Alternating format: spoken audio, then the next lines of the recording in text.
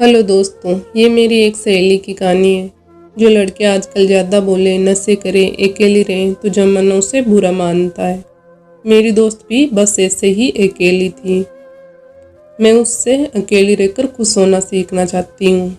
वो एक दिन शराब पीकर सो गई और अचानक उसे एक जॉब इंटरव्यू के लिए फ़ोन आया। वो उठकर तैयार होकर जॉब इंटरव्यू के लिए गई।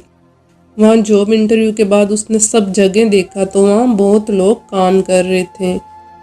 तभी उसने एक लड़का देखा, लेकिन उसको इतना नोटिस नहीं किया। उसे जॉब मिल गई और वो वहाँ से चली आई।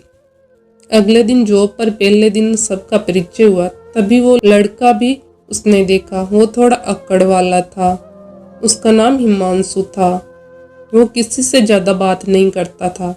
मेरी दोस्त की कहानी ऐसे शुरू हुई।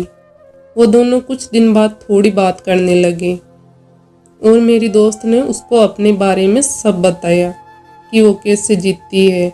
वो अपने दिल की हर बात उसके साथ शेयर करने लगी।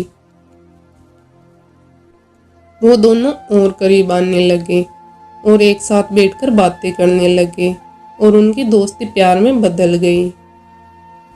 लेकिन मेरी दोस्त के पहले भी कई बॉयफ्रेंड थे। वो सब कुछ वो लड़का जानता था। वो दोनों एक दूसरे से मिलने लगे और उनके बीच सब अच्छा हो गया। ऐसे ही कुछ समय बाद वो वहां से चली गई।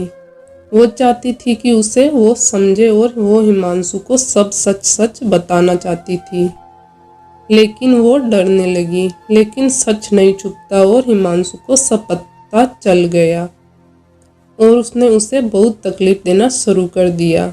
उसने उससे छोड़ा नहीं, लेकिन वो उसे हर वक्त बुरा भला बोलता था। लेकिन मेरी दोस्त जानती थी कि ये उसी की गलती है और हिमांशु अमेरिका में अकेला था और उसके दोस्त भी नहीं थे और उसने उसे अकेला नहीं छोड़ा और उसकी बातें भी सहने लगी।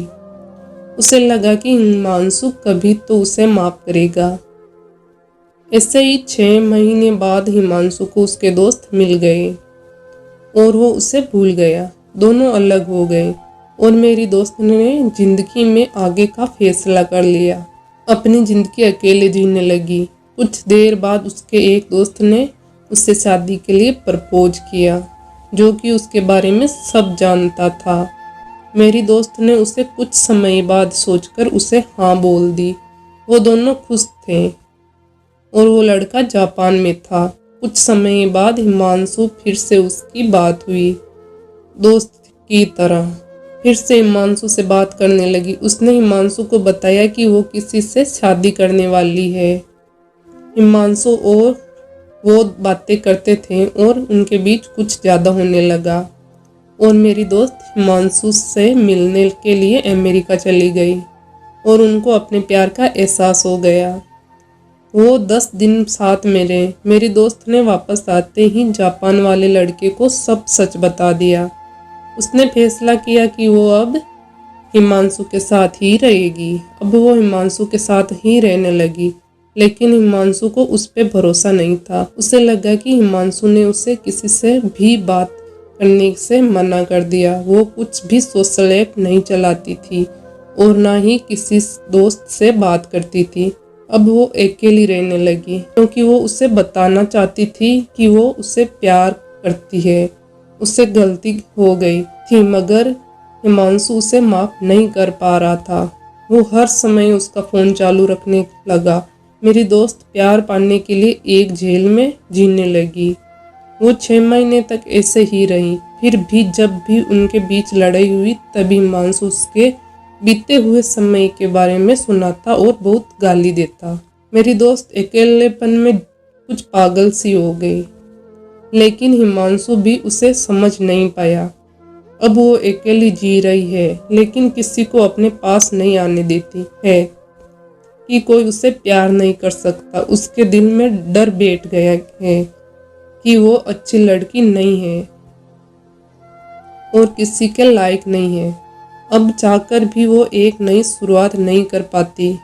जो आपका होता है वो आपसे प्यार नहीं करता। कभी कभी हम ये नहीं समझ पाते, लेकिन यही सही है। मैं उम्मीद करती हूँ कि आपको मेरी ये कहानी पसंद आई होगी, और अगर आपने अभी तक वीडियो को लाइक शेयर नहीं किया है तो प्लीज़ एक लाइक कर देवे और साथ ही चैनल को सब्सक्राइब कर देवे। और आपको मेरी ये प्यारी सी कहानी कैसी लगी कमेंट बॉक्स में ज़रूर बतावे।